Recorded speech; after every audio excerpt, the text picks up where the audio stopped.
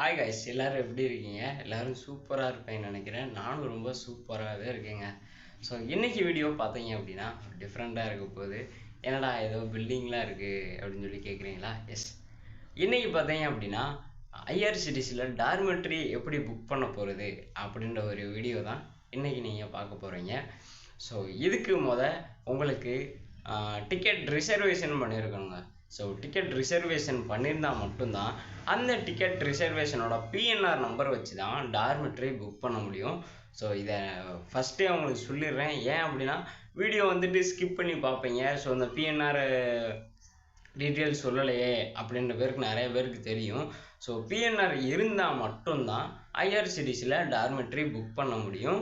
On the spot போயிட்டு PNR இல்லாமல் book பண்ண முடியாது. அன்ரிசர்வ்டோட யூடிஎஸ் நம்பர் வச்சும் புக் பண்ண முடியாது. ஸோ கம்பல்சரி உங்களுக்கு பிஎன்ஆர் நம்பர் வேணுங்க. பிஎன்ஆர் நம்பர் இருந்தால் மட்டுமே நம்ம புக் பண்ண முடியும். அதே மாதிரி பிஎன்ஆர் வச்சுட்டு ஆன்போர்டிங் ஸ்டேஷன் மாஸ்டர்கிட்ட போயிட்டு புக் பண்ணி கொடுங்க அப்படின்னு சொல்லி கேட்கவும் முடியாது. ஏன்னா இதன் ஃபுல் அண்ட் ஃபுல்லி ஆன்லைன் தான் கொடுத்துருக்காங்க. ஸோ நீங்கள் பிஎன்ஆர் வச்சு ஆன்லைனில் தான் பண்ணி ஆகணுங்க. ஸோ நம்ம சேனலுக்கு யாராவது புதுசாக வந்திருந்தீங்கன்னா கண்டிப்பாக சப்ஸ்கிரைப் பண்ணிட்டு வீடியோவை ஷேர் பண்ணி விட்ருங்க. அதே மாதிரி ஒவ்வொரு ஸ்டெப்பையும் ஃபுல்லாக பாருங்கள். ஏன்னா ஸ்கிப் பண்ணி பார்த்தீங்க அப்படின்னா ஒவ்வொரு ஸ்டெப்லேயும் என்ன பண்ணுறேன் அப்படின்றது தெரியாமல் போயிடும்.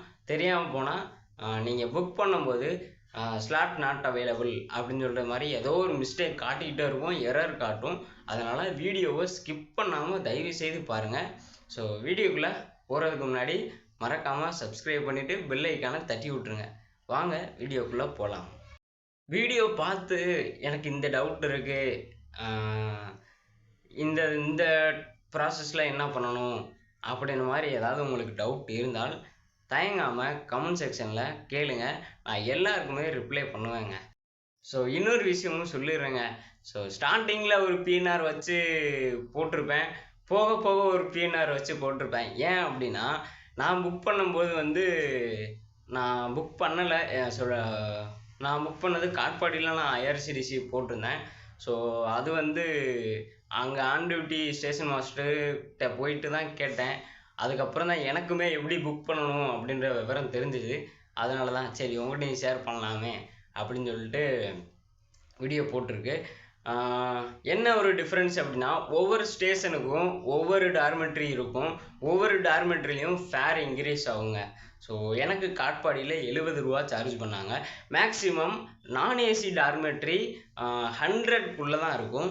அது மேபி நீங்கள் டார்மெட்ரியாக எடுத்தாலும் சரி, ஃபேமிலி பெட்டாக எடுத்தாலும் சரி, இல்லை டபுள் பெட்டாக எடுத்தாலும் சரி, அது ஏசி நான் ஏசி அப்படின்ற கேட்டகரியில் இருக்குது. ஸோ அதை பொறுத்து உங்களுக்கு ஃபேர் மாறிடுங்க.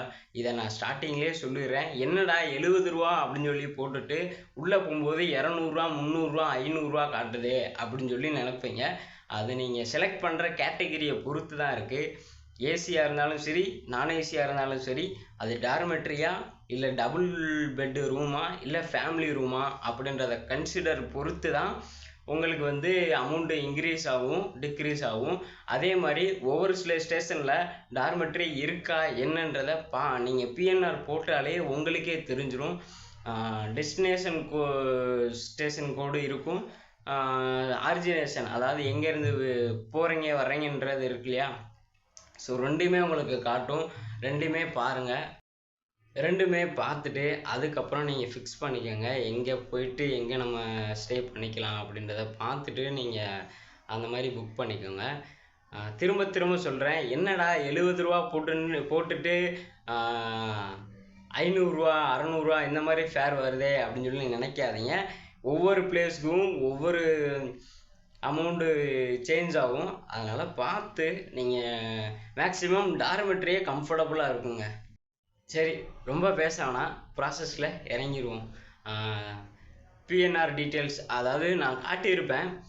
அடுத்தடுத்த ஸ்டெப்பு என்ன வரும் அப்படின்றத மட்டும் உங்களுக்கு கிளியர் கட்டாக காட்டியிருப்பேன். ஏன் அப்படின்னா எனக்கு ஸ்டேஷன் மாஸ்டர் புக் பண்ணி கொடுத்தனால என்னால் வீடியோ ரெக்கார்ட் பண்ண முடியலை. ஸோ என்னோடய ஃப்ரெண்ட்ஸோட பிஎன்ஆர் நம்பர் வச்சு தான் நான் அதுக்கான ஸ்டெப்ஸ் எல்லாமே எடுத்திருக்கேன் கண்டென்ட்டாக. ஸோ அதை பார்க்கலாம் வாங்க. இன்னொரு முக்கியமான விஷயம் அப்படின்னு சொல்லி பார்த்தீங்க அப்படின்னா, பிஎன்ஆர் போட்டதுக்கப்புறம் டீட்டெயில்ஸ் வரும். Check in date, check out date, bed type dormitory, double, family அப்படின்ற மாரி காட்டும். அதுக்கப்புறம் கோட்டா அப்படின்னு சொல்லி காட்டுங்க.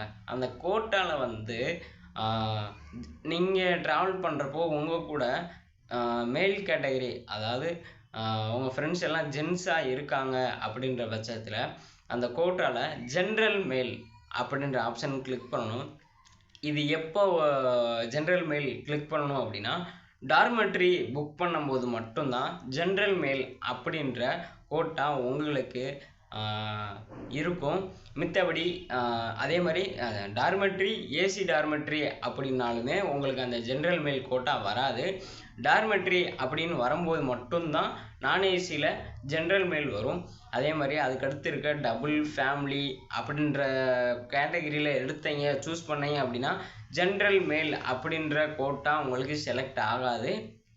அதே மாரி நீங்க போற ட்ரிப்ல வெறும் லேடீஸ் மட்டும் இருக்காங்க அப்படின்னா, எல்லாமே கிளிக் பண்ணிட்டு, லேடீஸ் அப்படின்ற கோட்டால கிளிக் பண்ணுங்க. இல்ல 2 பேருமே ட்ராவல் பண்றீங்க, லேடீஸும் இருக்காங்க, ஜென்ஸும் இருக்காங்க அப்படின்னா, உங்களுக்கு எப்படி கன்வீனியன்ட்டா இருக்கு அப்படின்றத பார்த்துட்டு ஏன்னா ஒவ்வொரு ஸ்டேஷன்ல டார்மெட்ரி இருக்கும், இருக்காது. ஃபேமிலி பெட் இருக்கும், இருக்காது. டபுள் பெட் இருக்கும், இருக்காது. அத சொல்ல முடியாது. ஸோ புக் பண்ணும்போது தான் உங்களுக்கு தெரியும். அத பார்த்து நீங்க புக் பண்ணிக்கங்க. இல்ல வேற வழியே இல்ல 4 பேர் இருக்கோம், சிங்கிள் பெட் தான் இருக்குன்னா, நம்ம அப்படிதான் செலக்ட் பண்ணி ஆகணும். ஸோ அத பார்த்து நீங்க செலக்ட் பண்ணிக்கோங்க. உங்க குரோம் ப்ரௌசர்ல ஐஆர்சிடிசி ரிட்டயரிங் ரூம் அப்படின்னு சொல்லி போட்டீங்க அப்படின்னா, வரக்கூடிய ஃபஸ்ட்டு லிங்க்கை கிளிக் பண்ணுங்க. ஸோ சர்ச் பண்ணி வந்தீங்கன்னா, ஐஆர்சிடிசி ரிட்டயரிங் ரூம்னு கிளிக் பண்ணீங்க அப்படின்னா, ஹோம் பேஜும் உங்களுக்கு இப்படி தான் இருக்கும். ஸோ அதில் என்டர் பிஎன்ஆர் நம்பர் அந்த பிஎன்ஆர் இதில் போயிட்டு உங்கள் பிஎன்ஆரோட பிஎன்ஆர் நம்பர் போட்டீங்க அப்படின்னா, உங்களுக்கான டீட்டெயில்ஸ் இப்படி தான் வரும்.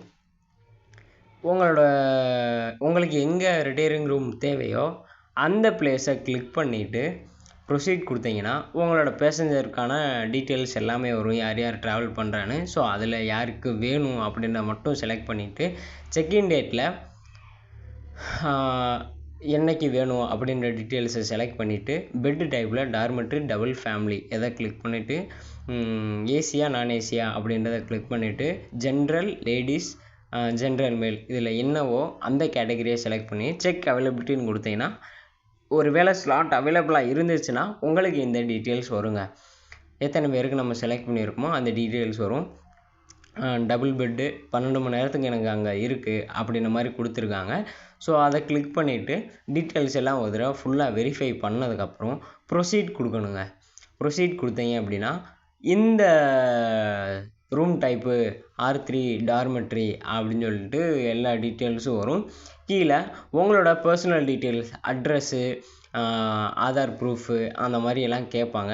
ஸோ அதை எல்லாமே கொடுத்துட்டு வெரிஃபை பண்ணிக்கோங்க. எல்லாமே ஒரு தடவை லாஸ்ட்டு செக் பண்ணதுக்கப்புறம் ப்ரொசீட் கொடுங்க. இங்கே பாருங்கள் 2 பேருக்கு எவ்வளோ வருது, 2 பேருக்கு ₹238 வருதுங்க. ஸோ எல்லாமே செக் பண்ணதுக்கப்புறம் ப்ரொசீட் கொடுத்தீங்க அப்படின்னா பேமெண்ட் ஆப்ஷனுக்கு போகும். பேமெண்ட் ஆப்ஷனுக்கு பார்த்தீங்க அப்படின்னா பேடிஎம்மில் credit card, debit card scan பண்ணியும் போட்டுக்கலாம். சிஸ்டமில் போகிறீங்கன்னா ஸ்கேன் பண்ணி போட்டுக்கலாம். பண்ணதுக்கப்புறம் உங்களுக்கு அலர்ட்டட் ஆகிடுச்சு கன்ஃபார்ம் அப்படின்னு சொல்லிட்ட மாதிரி இந்த மாதிரி ஸ்க்ரீன் வரும். அதுக்கப்புறம் நீங்கள் அந்த ஸ்லிப்பை பிரிண்ட் பண்ணி பார்த்தீங்க அப்படின்னா உங்களுக்கான அந்த ரிசர்வேஷன் டார்மெட்ரி ரிசர்வேஷன் ஸ்லிப்பு இப்படி தான் இருக்கும்.